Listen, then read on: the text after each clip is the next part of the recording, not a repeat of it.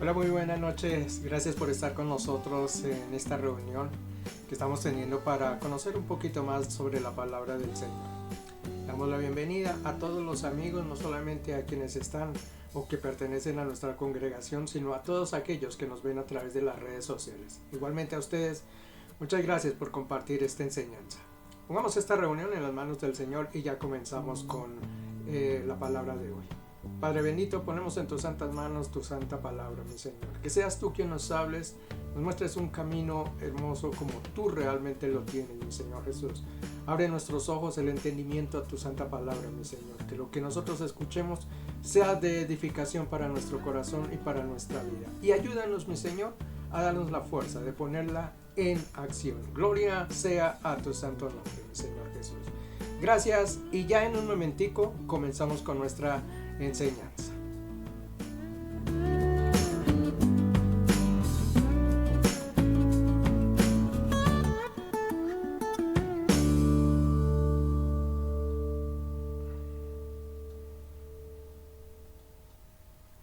Bien, estamos entonces aquí ya con nuestra presentación y vamos a hablar de un término que en algunos momentos quizá, en muchos, más bien diríamos, la hemos escuchado, pero no le hemos prestado quizá mucha atención, es lo que he querido decir. Siendo algo tan importante, quizá nos olvidamos de lo que realmente significa y cuál es el cuidado que podemos tener hacia a ese elemento del que vamos a hablar hoy. Para poder desarrollar el tema, los voy a invitar a una historia. Voy a tener aquí una historia, un cuentico que escuché por allí y quiero relatarlo para que ustedes me ayuden, ¿no?, a tener un conocimiento acerca de lo que vamos a hablar. Resulta que dice el cuento que existía un rey en un lugar, imagínense un lugar hermoso, grandísimo, como sea, así como los cuentos de hadas, ¿no? Un paraíso. Existía un rey que lo poseía todo, ¿no? Riqueza, fortuna, mujeres, todo lo que ustedes quieran sentir. Súbditos, todo lo que imaginamos que puede tener un rey en toda su concepción. Pues bien, el rey tenía 4 esposas. Y yo quiero que entonces las miremos a cada una de esas 4 esposas. Seguramente tendría hasta concubinas y todo, pero me voy a referir a 4 esposas que digamos eran las personas que estaban por encima de todas las demás mujeres que él podría tener. La primera esposa era una esposa bellísima y a esa esposa él la trataba con tanto cariño que la llenaba de muchas cosas. Le daba vestidura, le compraba joyería, ¿no? La vestía con los mejores ornamentos que él pudiera encontrar dentro del reino. Todo lo traía para cuidar a esa esposa, para que se viese muy bien. Le complacía en todos los caprichos que ella tuviese, ¿no? Eh, Era realmente una esposa la que él consideraba como una de sus más importantes, y no la más importante, y por eso se esmeraba en brindarle todo lo mejor. No alcanzaba a la esposa a sentir un deseo cuando ya él quería cumplirse. La llenaba de muchos adornos, muchos regalos. Podemos decir que entonces era lo que tenía esa primera esposa. Era la primera característica de esa primera esposa. La segunda esposa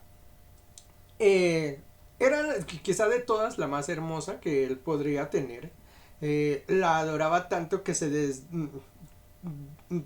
entregaba totalmente de corazón a ella. Dice que incluso era tan bonita que él te sentía temor, no celos de que alguien se la fuese a quitar. Él la mantenía cuidándola, seguramente la rodeaba de muchas cosas, de protección, de yo no sé qué le pondría alrededor para permitir que nadie la tocara. Sin embargo, la exhibía, le gustaba exhibirla, que todos la vieran, la conocieran y que todos se maravillaran viéndola y diciendo, es la esposa del rey.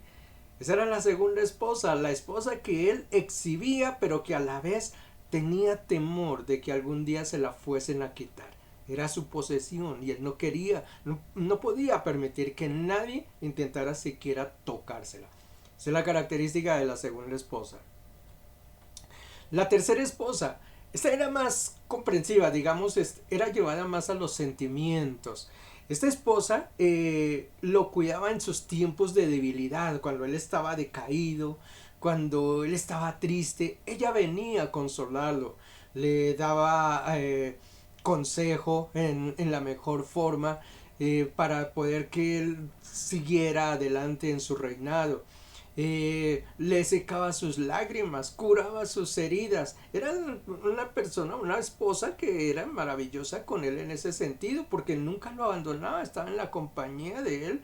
Y cuando él sentía dolor, cuando él sentía tristeza, ella estaba muy cerquita para curar su herida o su tristeza, poderlo levantar del lugar donde él de pronto había caído, resurgirlo de ese sitio y llevarlo a una mejor parte. Esta esposa, su característica era esa, era bondadosa, quería al rey y obviamente quería que él siempre estuviese alegre, no lo dejaba, lo levantaba, ya le digo, y lo mimaba, si se me permite el término. Esa era la característica de la tercera esposa. La cuarta esposa, esta era la que el rey menos quería. No la trataba, digamos, con la misma efervescencia con que tenía las otras tres. Esta era la que mantenía más alejada. De pronto le daba algún mimo, algún cariñito, pero nada más, ¿no? Por algo era la esposa. De todos modos, en algún momento sintió atracción hacia ella y la quiso tener. Esta esposa, a pesar de que el rey, digamos, no le entregaba lo mejor, era muy abnegada. Era la que se desvelaba por estar siempre con él, de cuidarle todo, incluso lo de las otras esposas. Ella era la que se desvelaba por eso. Siempre estaba al lado del rey. Así el rey la ignorara, ella siempre trataba de permanecer cerca, porque lo quería cuidar. No lo quería dedicar un solo instante. Esa esposa realmente lo amaba, porque quería estar a su lado eternamente. Sin embargo, nótese cómo el rey, siendo la más abnegada, la más humilde, la que estaba allí, era la que menos quería, la que menos cosas le daba, a la que no cuidaba prácticamente, ¿no? Ya le digo, pues en algún momento la quiso y por eso la hizo su esposa, pero de esas cosas que se empiezan a dejar, no le empieza a tener ya como mucho cariño y la empezó a dejar. Y realmente seguía siendo su esposa, pero la esposa que estaba allí, como abandonadita, sin prestarle ningún cariño. Pues bien, miremos entonces las cuatro características de estas esposas para que lo tengamos claro y nos podamos centrar en la idea que les quiero entregar. Un rey que tenía un maravilloso reino y cuatro maravillosas esposas que tenía. A la primera la cuidaba, le daba cosas, la mantenía, la complacía en todo lo que tenía. Es decir, la llenaba de regalos, digamos. Era la que estaba regalada constantemente, él le prestaba mucha atención en esa parte. La segunda esposa era la bella, la hermosa, quizá la mejor de todas, pero justamente por ser como la más hermosa, entonces el rey tenía temor de que se la quitaran. Era como su posesión, era lo que él quería tener y no se la quería dejar a nadie más. Esa era su segunda esposa y la característica de la segunda. La tercera esposa era humilde, era sencilla, sí, pero digamos el rey no la tenía entre las preferencias, aunque de todos modos estaba por encima de la cuarta, ¿no? Y esta esposa era la que veía por él en sus momentos de angustia, en sus momentos de dolor, en sus momentos de... Era la que le levantaba el ánimo, estaba cerquita siempre para curarle las heridas al rey en el momento en el que estaba dolido o triste. Esos momentos difíciles, ahí estaba, esta tercera esposa. Y la cuarta esposa, que era la que menos quería él, era la leal, la que no se le apartaba en ningún momento, la que no lo engañaba, la que podría darlo todo por ese rey, por ese esposo. Y sin embargo, él era la que mantenía un poquito alejada. La que de las cuatro, la que menos quería, la que menos cariño recibía, era esa cuarta esposa. Un día, el rey llegó su momento de morir, él sintió que le quedaba poco tiempo, lo que haya sido, y por las cosas que la gente, mucha gente tiene, ¿no? Temor a ese paso final, a saber qué es lo que va a pasar después. Pues el rey se llenó de temor, no sabía lo que iba a pasar después, no sabía si iba a perder sus posesiones, su reinado, no sabía. Realmente se llenó de tanto miedo que él dijo, no, yo no quiero partir solo a la eternidad. Yo buscaré que mis esposas me acompañen. Al fin y al cabo yo les he dado a ellas lo mejor. pues les voy a pedir que me acompañen y que vamos todos a ese lugar y así podré morir tranquilo porque sé que iré acompañado con ellas también. Entonces llamó a la primera esposa, la de los regalos. Él le dijo, mira esposa, me voy a morir, yo te he entregado a ti lo mejor, te he llenado de regalos, te he brindado muchas cosas, pero ha llegado el momento en que tú me demuestres tu cariño, tu verdadero cariño. Así es de que por favor te pido, acompáñame a ese lugar. No quiero ir solo, siento miedo de ir solo, acompáñame. ¿Y sabe lo que le dijo la esposa? "Mm, mm, lo siento mucho, pero yo a ese lugar no voy. Tú vas allá, a mí déjame acá". El rey se sintió realmente dolido, imagínese, el corazón se le destruyó a esa esposa a la que él le había brindado tanto, le había entregado lo mejor, la había llenado de las mejores cosas, y en el momento en que él tenía que partir, ella lo abandonó, no lo acompañaba. Bueno, le quedan tres esposas. Llamó a la segunda, le dijo, mira bella esposa, sabes tú que yo te amo mucho, eres lo más hermoso que existe en este reinado, te he exhibido ante los demás, eh, te he mostrado que realmente tú eres importante para mí, ¿no? Y he cuidado de que tú pertenezcas solo a mí, que me acompañes siempre. Pues bien, voy a morir y te voy a pedir por favor que me acompañes. Ven conmigo, esposa mía, no me dejes ahora después de que yo te he cuidado y te he protegido. ¿Y sabe qué le dijo esta segunda esposa? Le dijo, está muy bien todo lo que usted ha hecho, perfecto lo que ha hecho durante esta vida en este mundo, digo, pero yo a ese lugar no voy a ir.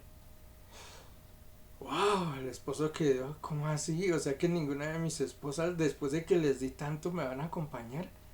Pues realmente el rey se sintió dolido completamente. ¿Cómo era posible que no le acompañaran a aquellas mujeres a las que él les había entregado lo mejor, ¿no? Y ahora estaba siendo abandonado por ellas. Llamó a la tercera esposa, la confidente.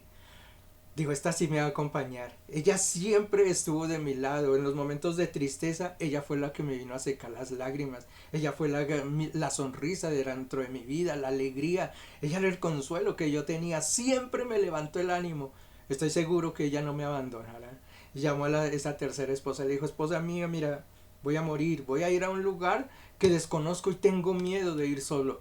Tú me has acompañado en todos los momentos, me has aconsejado, has venido conmigo. Yo sé que tú me acompañarás, ¿verdad, esposa mía? ¿Sabe qué le dijo la esposa? Le dijo, rey, usted sabe todo lo que yo he hecho por usted, lo que yo siento por usted, pero créame, lo acompaño hasta aquí. Yo no puedo ir más allá. Pues para el rey esto fue terrible porque dijo, ¿cómo así? O sea, me acompañó en todo momento, en todo instante, en esos momentos difíciles, y cuando llega el momento más duro, ¿me abandona?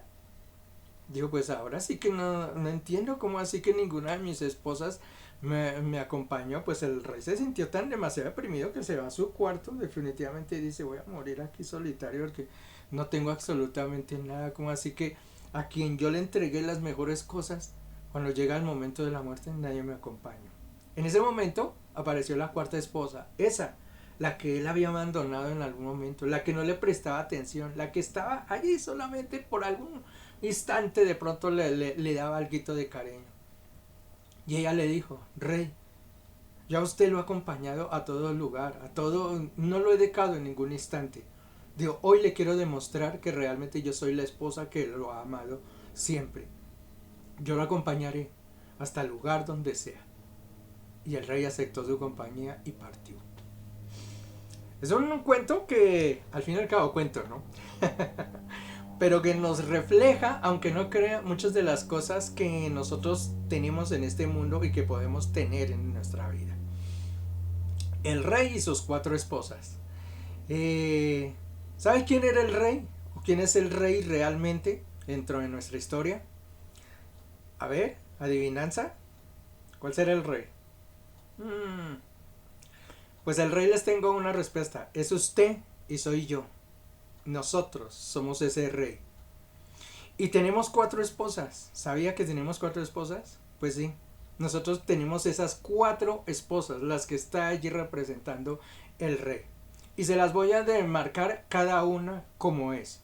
La primera esposa, siendo nosotros el rey, nuestra primera esposa es la que adornaba con vestiduras, la que le daba regalos, la que le llenaba de cosas. ¿Sabes, esposa, para nosotros quién es? Nuestro cuerpo. Esa es nuestra primera esposa. Porque a nuestro cuerpo nosotros le entregamos lo mejor. Si nosotros estamos gorditos, ahí no al gimnasio a cuidarlo. Si tenemos una cosita por aquí, entonces al médico a ver si nos la puede quitar. Si la nariz la tenemos muy achatada, entonces a ver cómo nos la arregla. Si las orejas nos las puede quitar, las orejas de Dumbo, ¿no? Nos las puede recortar. Todo lo hacemos por llenar de regalos y de cosas a nuestro cuerpo, a esa esposa. La mantenemos lo más adornada, lo más bella que se pueda hacer posible. Cuidamos a esa esposa. ¿Y sabe lo que va a pasar el día en que nosotros como reyes muramos también? Vamos a llamar a esta esposa que se llama cuerpo y le vamos a decir, ¿sabe qué, esposa? Acompáñanos al lugar, al más lejano, a la muerte. ¿Y sabe lo que nos va a decir? A esta esposa a la que hemos cuidado, la hemos embellecido, la hemos llenado de regalos, nos va a decir, lo siento mucho, yo no lo acompañaré. Esa esposa a la que le entregamos tanto, nos va a abandonar en el momento en que quizá necesitemos de eso.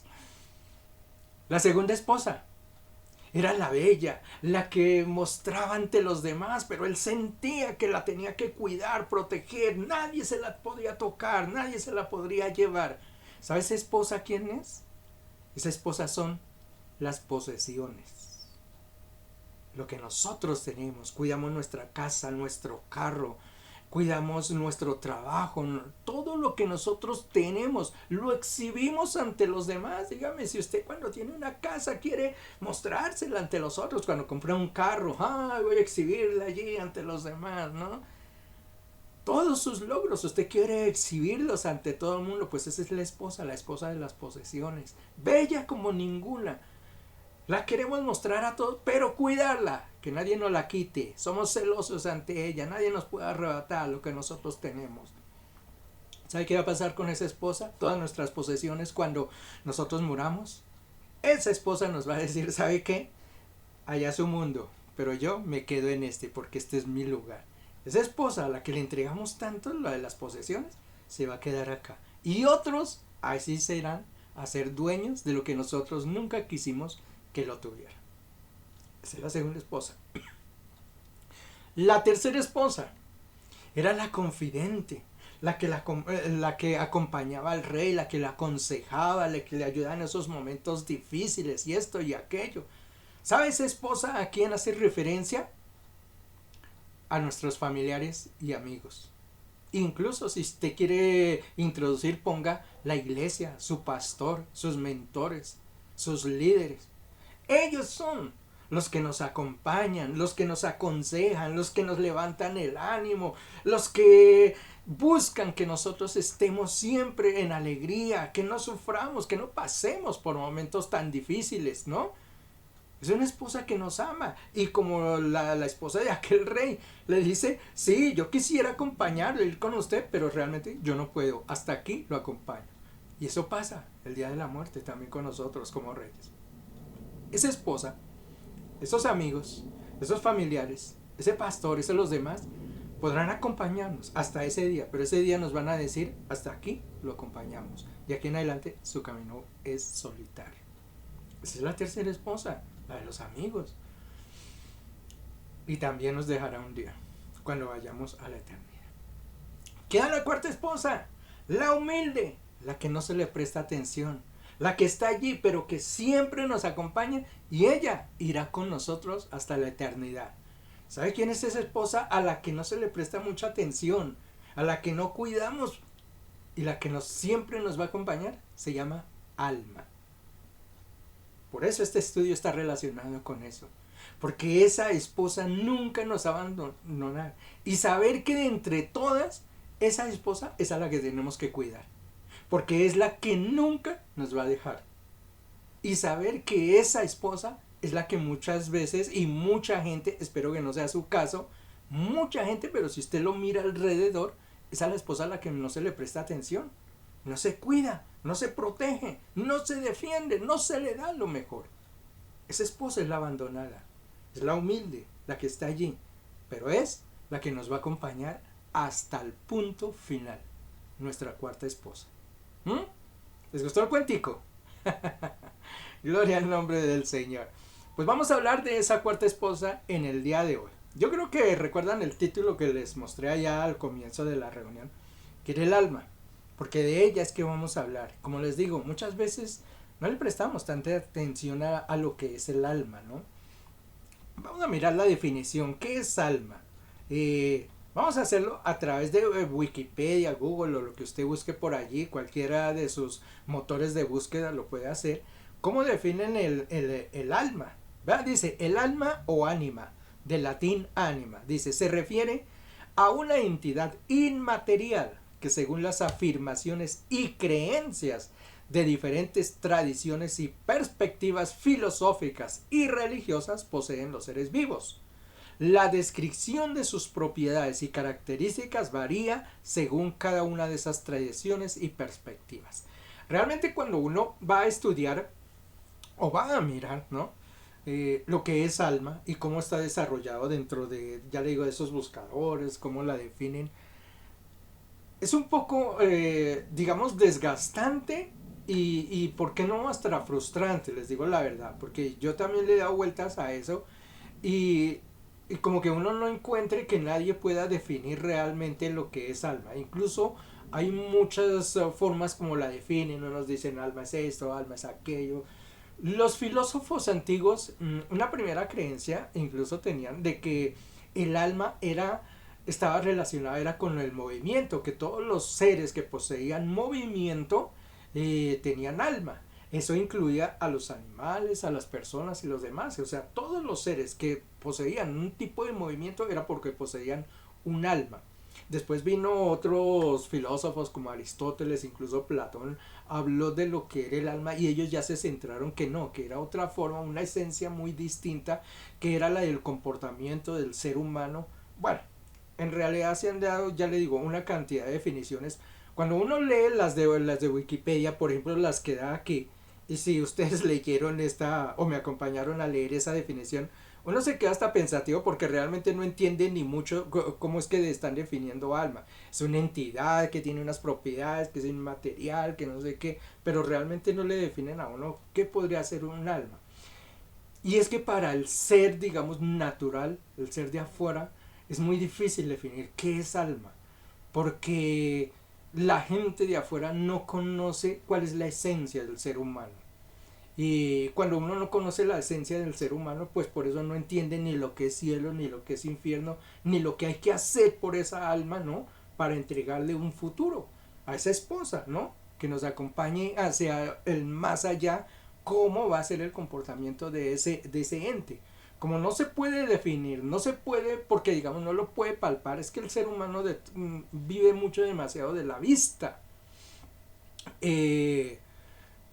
Si nosotros vemos, aceptamos algunas cosas, las entendemos, pero es muy difícil cuando el ser humano no ve algo poderle dar una definición, ¿no? Son de esas cosas que son esencia y que son muy difíciles de definir, ¿no? ¿De qué se trata? Y el alma es eso, entonces no se puede definir o el ser humano no la puede definir.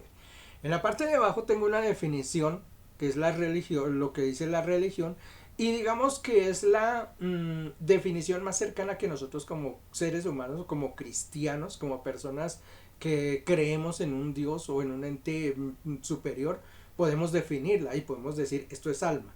Mire, dice, el alma sería la esencia de las personas, aquello que forma su identidad. Se trata de un regalo de Dios que hace único a cada individuo. Y yo creo que esa definición está mucho más acertada, ¿no? Es esa parte que nos entrega Dios y nos hace únicos. Que no seamos iguales a todos. Si no tuviéramos esa alma, ¿no? Pues seríamos seres humanos y quizá todos entonces tendríamos las mismas cualidades, las mismas sensaciones, los mismos sentimientos, seríamos iguales. Pero hay algo que nos identifica, que nos hace únicos. Y esa parte que nos hace únicos es nuestra alma, la que nos diferencia. Y esa, como dice allí, es el regalo que nos da Dios a cada uno. Ese es el punto y a la esposa que nosotros como tal debemos de cuidar. Miremos algunos pasajes que tengo ahí anotados. Génesis, que nos refiere acerca de lo que es alma. Génesis capítulo 2, A ver, Génesis 2, capítulo 2, versículo 7. Mirémoslo acá, lo voy a poner para que ustedes lo puedan leer. Dice: entonces Jehová Dios formó al hombre del polvo de la tierra y sopló en su nariz aliento de vida, y fue el hombre un ser viviente. Este es el punto inicial y donde uno se tiene que detener exactamente.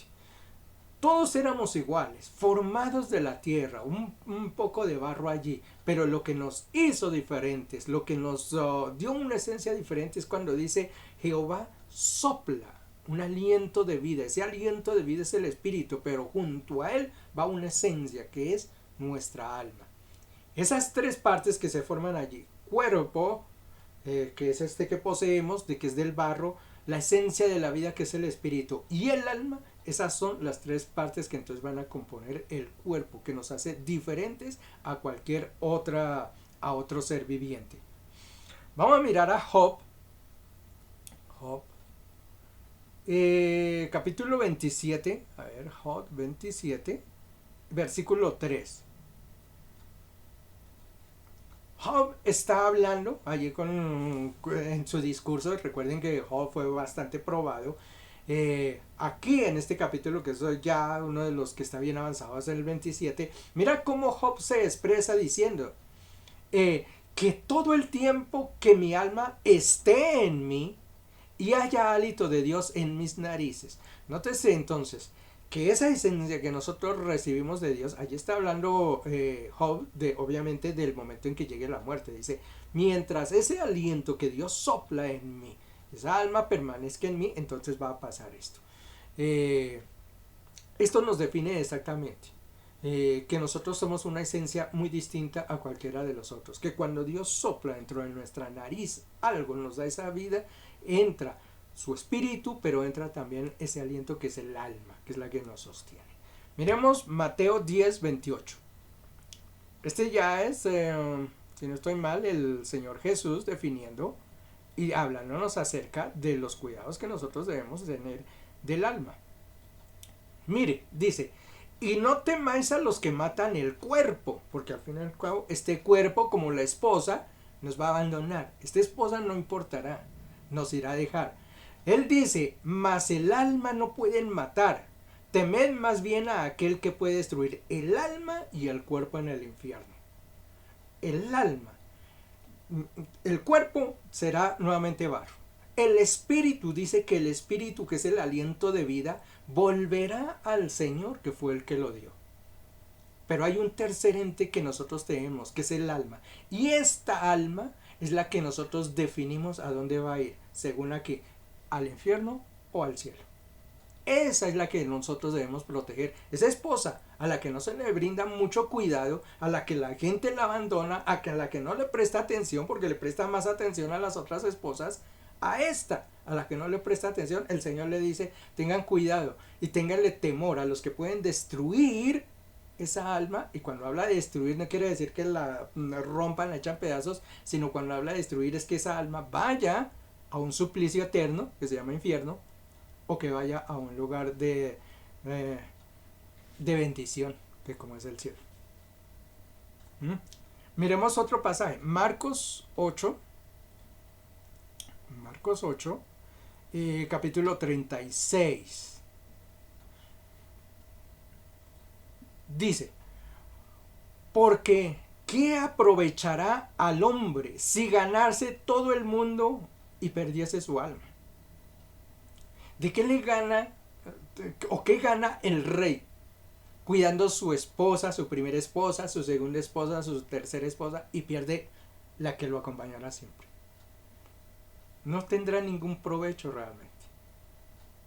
Saber que ese último hálito del que yo les hablé es lo más importante. Y dice aquí, haciendo esa pregunta, ¿qué aprovecha el hombre? Si gana todo el mundo, si tiene todas las posesiones, si cuida bien su cuerpo, si logra todos sus éxitos, sus sueños, y pierde su alma. No habrá logrado nada, porque el alma es la que va a ser eterna, la que estará incluso después de que nosotros terminemos esta vida acá. Es la única que irá con nosotros hasta el final. El alma. Esa es la que hay que cuidar, la que hay que mantener. Gloria al nombre de Jesús. esfuerzos. Bien, vamos a ir nuevamente acá, que lo puedan ustedes ver. Voy a darles rápidamente algunas cositas que quisiera que tuviesen en cuenta de entonces. ¿Cómo podemos cuidar el alma? Siendo esa la esposa que nosotros debemos de cuidar, que debemos de proteger, a la que le debemos de ver más cariño, ¿no? ¿Cómo debemos hacerlo? ¿Cómo debemos defenderla, ¿no? Para que esa esposa esté perfectamente presentada para el día en que vayamos ya a la eternidad. Cuidados para el alma. La primera, la lengua. Y quiero leer todo ese capítulo, que es el de Santiago. Yo sé que muchos de ustedes la conocen, pero yo la quiero leer de todos modos, para que la tengamos en cuenta. Es Santiago, capítulo 3. A ver, vamos a poner por aquí para que lo podamos leer todos. Dice, hermanos míos, no os hagáis maestros muchos de vosotros, sabiendo que recibiremos mayor condenación. Porque todos ofendemos muchas veces. Si alguno no ofende en palabra, este es varón perfecto, capaz de también refrenar todo su cuerpo. He aquí, nosotros ponemos freno en la boca de los caballos para que no obedezcan y dirigimos así todo su cuerpo. Mirad también las naves, aunque tan grandes y llevadas de impetuosos vientos, son gobernadas con un muy pequeño timón por donde el que las gobierna quiere. Así también, la lengua es un miembro pequeño, pero se jacta de grandes cosas. He aquí, cuán gran bosque enciende un pequeño fuego. Y la lengua es un fuego, un mundo de maldad. La lengua está puesta entre nuestros miembros y contamina todo el cuerpo e inflama la rueda de la creación, y ella misma es inflamada por el infierno. Noten esa descripción que hace, ¿no? Cómo la lengua, ese pequeño elemento que nosotros tenemos, dice allí, cómo puede contaminar qué, dice nuestra esencia, o sea, nuestra alma. La lengua es uno de los principales contaminantes que nosotros podemos tener contra esa esposa. 7. Porque toda naturaleza de bestias y de aves y de serpientes y de seres del mar se doma y ha sido domada por la naturaleza humana. Pero ningún hombre puede domar la lengua, que es un mal que no puede ser refrenado, llena de veneno mortal. Con ella bendecimos al Dios y Padre, y con ella maldecimos a los hombres, que están hechos a la semejanza de Dios. De una misma boca proceden bendición y maldición. Hermanos míos, esto no debe ser así. ¿Acaso alguna fuente hecha por una misma abertura riega agua dulce y amarga? Hermanos míos, ¿puede acaso la higuera producir aceitunas o la vid higos? Así también ninguna fuente puede dar agua salada y agua dulce. Lo que nos está hablando allí y lo que yo quiero que tengan en cuenta, una forma para proteger, para cuidar esa esposa que nosotros tenemos, ¿sabe cómo la debemos de cuidar? Refrenando nuestra lengua, sabiendo de qué nosotros estamos hablando, cuidar nuestro lenguaje, nuestro vocabulario, de quién hablamos y de qué hablamos.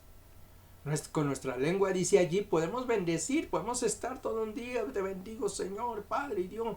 Dice, pero es increíble que con esa misma lengua podemos maldecir a los hombres. Y cuando hablamos de maldecir, no es que te maldigo y esto aquello, no. Maldecir es también hablar mal de la gente. No desearle buenas cosas a otros. Entonces la lengua, mire, dice allí, ¿cómo la lengua siendo tan pequeña puede llegar a ser un veneno mortal para todo nuestro ser, ¿no? Queremos cuidar, queremos proteger esa cuarta esposa de la que yo les he hablado, pues una de las primeras formas que tenemos que hacer es que refrenar la lengua, cuidar con lo que nosotros hablamos, tener en cuenta que esa lengua puede contaminar y dañar esa esposa a la que tenemos que cuidar. Muy bien. Segunda, dice, vestiduras santas. Leamos primera de Timoteo y luego les doy una pequeña explicación de esto, una pequeña visión de lo que yo veo de eso. La primera de Timoteo, capítulo 2, a ver, busquemos aquí, capítulo 2, versículos 9 y 10. A ver, dice, asimismo, que las mujeres se atavíen de ropa decorosa, con pudor y modestia, no con peinado ostentoso, ni con oro, ni con perlas, ni con vestidos costosos, sino con buenas obras, como corresponde a mujeres que profesan piedad. ¿Por qué estoy hablando de este término y en este punto que debemos de cuidar el alma con esto? Mire, nosotros nos ataviamos y cuidamos nuestro cuerpo como esa primera esposa con las mejores cosas. Incluso la misma palabra aquí nos advierte que nosotros debemos de cuidar con decoro, de vestirnos con decoro, ¿no? Nuestro cuerpo. Y uno dice, bueno, si ese cuerpo material el Señor nos pide que lo cuidamos de la mejor, que lo vistamos en la mejor forma, ¿cuánto más nuestro cuerpo espiritual debemos hacer? Vestirlo con decoro, vestirlo con las mejores ropas, con las mejores cosas. Si nosotros queremos lucir a la moda, ¿no? Ponernos el mejor vestido que ha salido, tratar de combinar los colores, que nos vean así, esto y aquello, ¿por qué no también cuidar ese cuerpo que es el alma? Vestirla en la mejor forma, ofrecerle lo mejor. Eso es lo que nos llama la palabra del Señor también a hacerlo. Hay unos pasajes ahí más. Miramos ese de Colosenses. Colosenses, a ver, aquí está, Colosenses. El capítulo 3, versículo 12. ¿Qué dice? A ver, pongámoslo aquí. Vestidos, miren lo que dice, vístase, póngase en ropas, pero miren lo que dice el vestido que tienen que ponerse, dice, como escogidos de Dios, santos y amados, de entrañable misericordia, de benignidad, de humildad, de mansedumbre y de paciencia. Miren el vestido que nosotros tenemos que poner. Y ese vestido, digamos, de misericordia o de benignidad, ¿lo pondremos sobre esta piel? No. Es sobre otra piel, o sobre otro cuerpo sobre el que tenemos que poner estas características. Entonces la palabra del Señor sí nos habla de que nosotros tenemos que vestir nuestra alma, pero tenemos que vestirla con ropas agradables. Y esas ropas agradables son, como dice acá, de mucha misericordia, como santos, dice allí, de benignidad, de mansedumbre, llenos de paciencia. Mira el vestido que tiene que tener nuestra alma. ¿Y cuántas veces nosotros le quitamos esas ropas incluso a nuestra alma? Nos despojamos de ella. ¿Te en cuenta cómo nosotros destruimos y no cuidamos esa cuarta esposa de las que hablamos allí en el cuento del rey?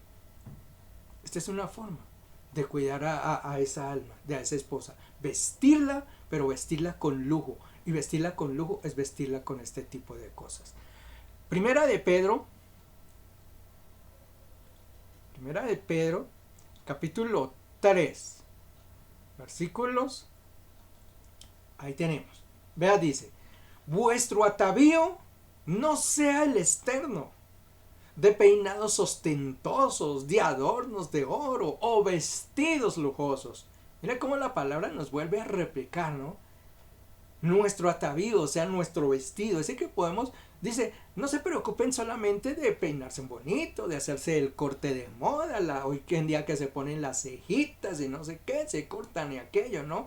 De vestirse con las mejores cosas, los mejores adornos, sino que mire lo que dice en el versículo 4, sino el interno, ese vestido es el que hay que cuidar, que es el vestido, el del alma, dice, el del corazón, el incorruptible ornato de un espíritu afable y apacible, que esté de grande estima delante de Dios.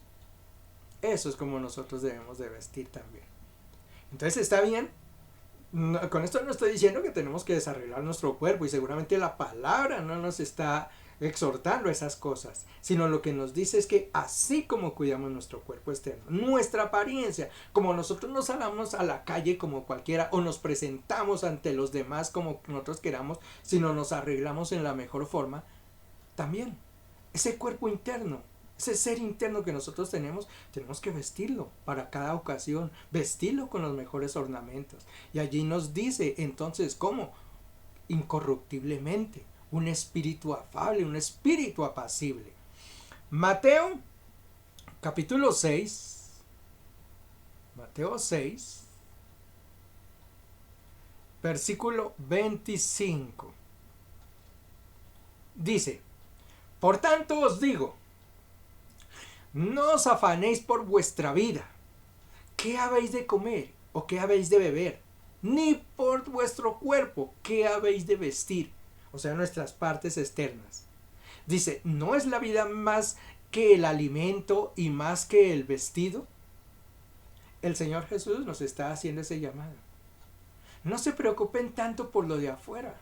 Es importante, claro que sí. Pero no le pongan la mayor relevancia, porque hay algo que está mucho más importante.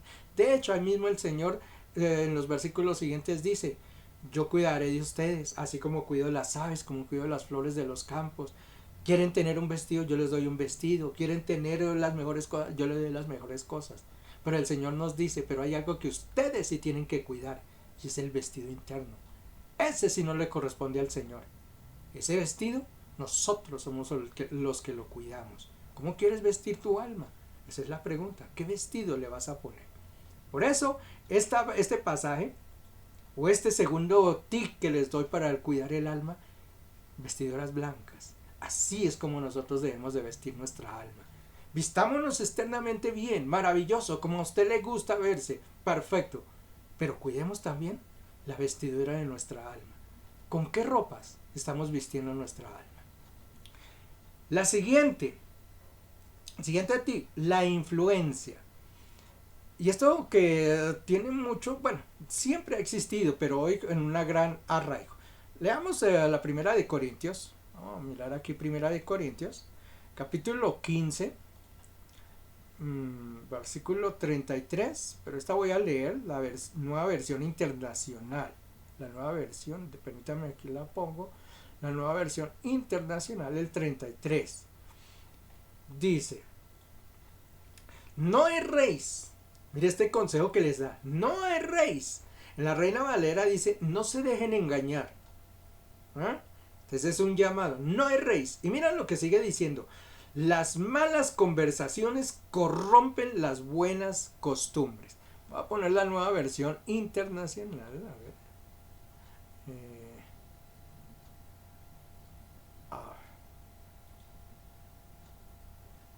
Aquí. Ahora sí, esa es la nueva versión.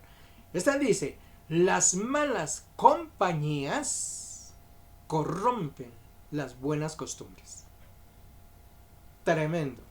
Las malas compañías, hay que cuidar con quién nosotros estamos, con quién nos juntamos, a dónde nos metemos, cuál es el ambiente donde nosotros vivimos. No está bien, por eso no está bien que digamos un cristiano me metió en un bordel. Así diga que es que va a evangelizar. Ese no es el lugar para estar. La mala compañía. Yo recuerdo que en Estados Unidos alguna vez escuchando un programa, lo daban en la mañana y una vez se les ocurrió decir que llamaran los oyentes, ¿no? Y dijeran algo que estuvieran haciendo y que la familia ni los amigos supieran. O sea, algo que fuese como prohibido, como de pronto estar haciendo droga, vendiendo drogas o lo que fuera. Pues llamó una muchachita, una peladita, según dijo ahí como de 20 años. Y le preguntaron, ¿y tú qué ocultas? Y le dijo, pues que yo me prostituyo. Resulta que la muchachita, según contó ahí, le decía a los papás, ella salía de estudiar en las tardes, y les decía que tenía que hacer un refuerzo en el estudio. Y ese tal refuerzo era que se iba y se prostituía. Decía que trabajaba como 3 horas y regresaba a la casa y nadie sabía que ella se estaba prostituyendo. Y entonces ellos le preguntaron, ¿y cómo llegaste a eso? ¿Cómo fue que te induciste en ese camino? Y ella dijo, no, pues mi mejor amiga me dijo que ella lo hacía y que ganaba muy buen dinero. Y yo lo estoy haciendo y realmente sí, se gana buen dinero.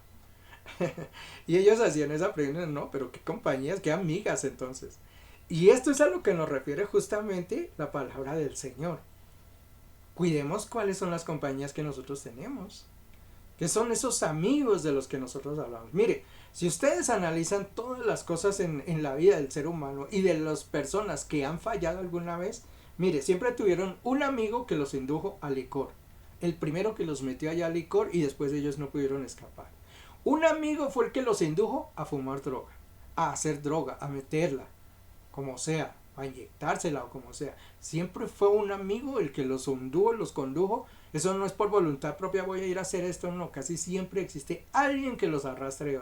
Un amigo es el que le habla mal al amigo de su esposa, de la familia. Un amigo es el que le habla mal del pastor, de la congregación. Esos amigos, esos no son amigos. Pero esas personas, esas malas compañías, son las que inducen a que nosotros nos llenemos nuestro corazón y que nuestra alma entonces la ensuciemos. Por eso es muy delicado tener en cuenta que la influencia que nosotros recibimos de otras personas puede ser fatal. La palabra nos exhorta, no erréis, no se dejen engañar, porque las malas compañías corrompen.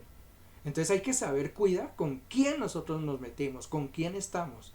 Y sobre todo hoy en día los jóvenes, dirá que les pegamos mucho con esto de los influencers, pero hay que tener cuidado con ellos. Porque esos influencers justamente están llevando a la gente a caminos que están muy equivocados. Yo no estoy en contra de las redes sociales ni nada de esas cosas, porque sé que es un medio que por ejemplo, yo no podría estarles trayendo a ustedes esta noche un mensaje si no existieran, digamos, las redes y estas cosas. Entonces, aprovechándolas bien, claro que sí, pueden dar un muy buen reto. Pero lamentablemente es que las redes las están usando muy mal, están siendo mal administradas. Y esas personas que se hacen llamar influencers están guiando a las personas a cosas que no tienen por qué ser. El otro día, acerca de justamente de lo de aquella cantante y el futbolista que muchos de ustedes conocen, yo les decía cómo el ser humano es de doble faz, de doble cara, y ahí se nota, ¿no?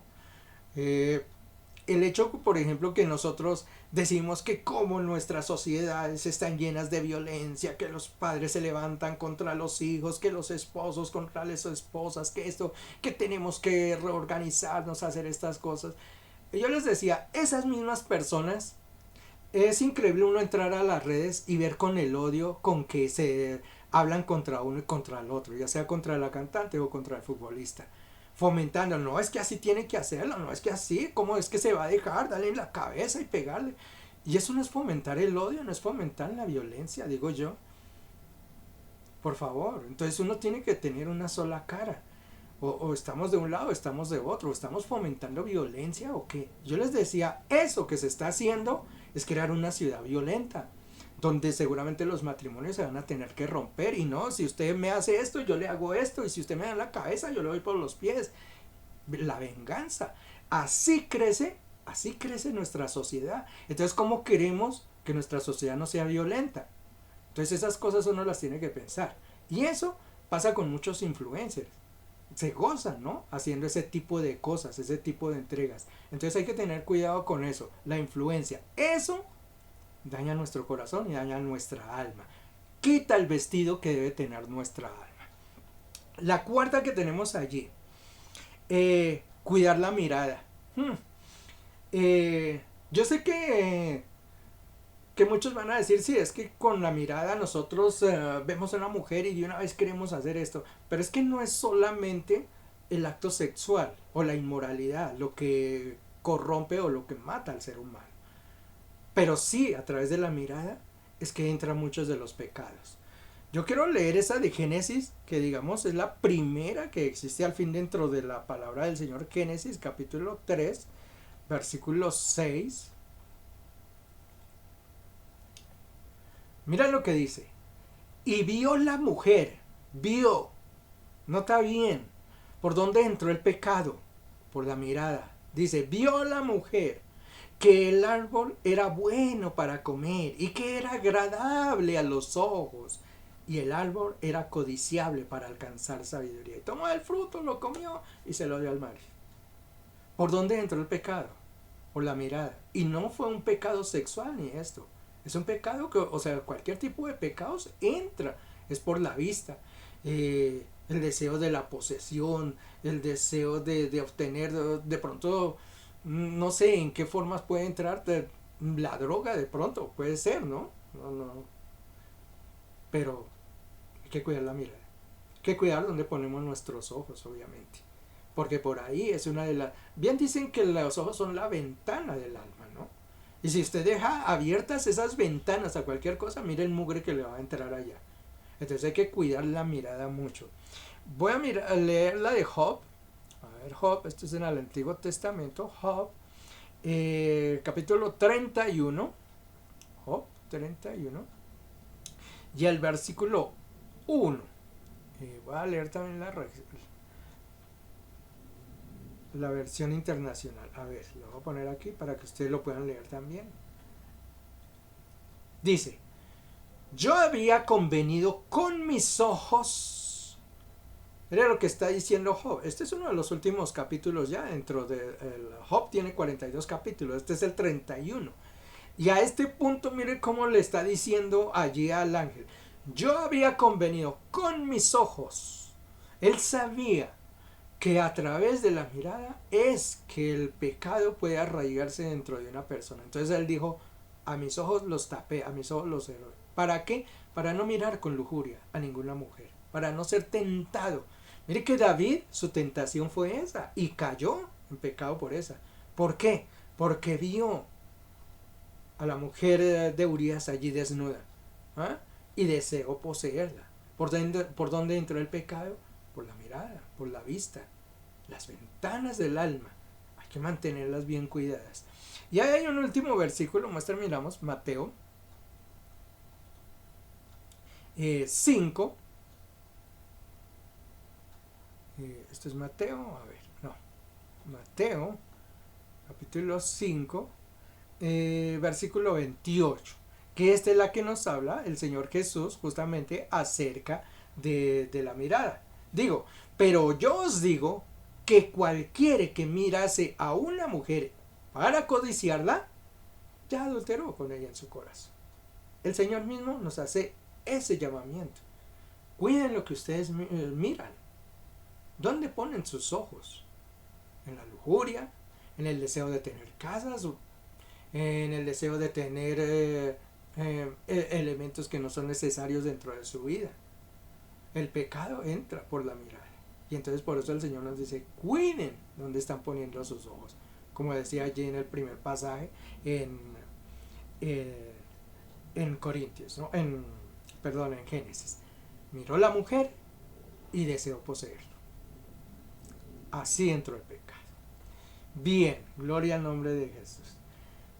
Creo que hemos mirado algunos tixitos de los que nosotros tenemos para poder cuidar nuestra alma. Debemos de revestir nuestro cuerpo exterior, así como cuidamos nuestro cuerpo exterior, debemos de cuidar nuestra alma, nuestro cuerpo interior, ponerle los mejores vestidos, las mejores cosas. Mire que esa esposa, como el cuento, es la que menos se le presta atención. Nosotros nos preocupamos más por nuestra apariencia física, nos preocupamos más por tener cosas, por alcanzar nuestros sueños, nuestros estudios, alcanzar una meta, tener un hogar, algunos, otros tener una casa, tener esto.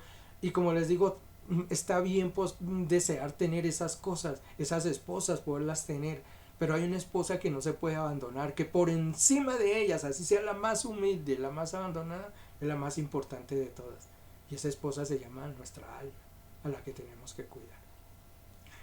Voy a cerrar diciéndoles cómo el Señor anhela vestir nuestra alma. Esa que nosotros a veces descuidamos, cómo el Señor la quiere vestir. Para eso quiero ir a Apocalipsis capítulo 3, versículo 5, que dice: así, el vencedor, mire, será vestido ¿con qué? Vestiduras blancas. Y no borraré su nombre del libro de la vida, y le reconoceré su nombre delante de mi Padre y delante de los ángeles. Esa esposa a la que muchos no cuidan, mira, el Señor la va a vestir en la mejor forma. El Señor no le preocupan si usted tuvo casa, si usted tuvo carro, si usted tuvo esto. No le preocupan esas esposas, le preocupa la que no le brindamos cariño, que es el alma. Y a ella dice: le pondré vestiduras blancas, en la mejor forma será recibida. Apocalipsis 37:9 dice, si es Apocalipsis, esto no va a ser 37, Apocalipsis no tiene 37, vamos a ver, Apocalipsis tiene 22. Este versículo debe estar mal. No va a ser 37, creo que es 3, 7 y 9. Ostras, yo lo rectifico acá de una vez. 3, 7 y 9. Sí, creo que es ese. Dice, después de esto miré y vi una gran multitud que nadie podía contar, de todas las naciones. Mira, allá era una multitud que el Señor, Juan vio en el final. Dice, estaba de todos lados, de todas tribus, de toda lengua, de toda nación. Y delante de ellos estaba el trono y delante el cordero. ¿Y sabe cómo estaban vestidos? Mire, vestiduras blancas y palmas en sus manos. Gloria al nombre del Señor.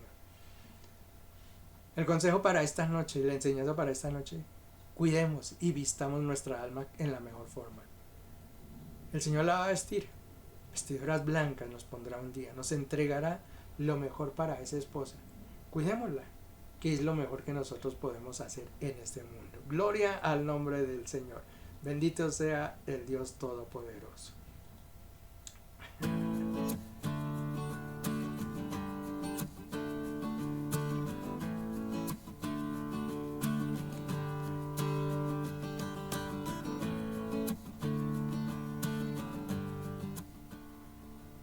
Les doy las gracias por haberme acompañado en este estudio esta noche, ¿no? Aprendimos un poquito acerca del alma. Como les digo, muchas veces no tocamos sobre este tema y no tenemos mucho conocimiento de lo que es el alma. Siempre hablamos de que el alma se gana, se pierde, pero como que no lo prestamos mucha atención y hay que prestarle la mayor atención, porque al fin y al cabo ella es o la que se salva o la que se pierde. Entonces hay que prestarle la mejor atención a lo que sea esa esposa que se llama el alma. Gloria al nombre de Jesús.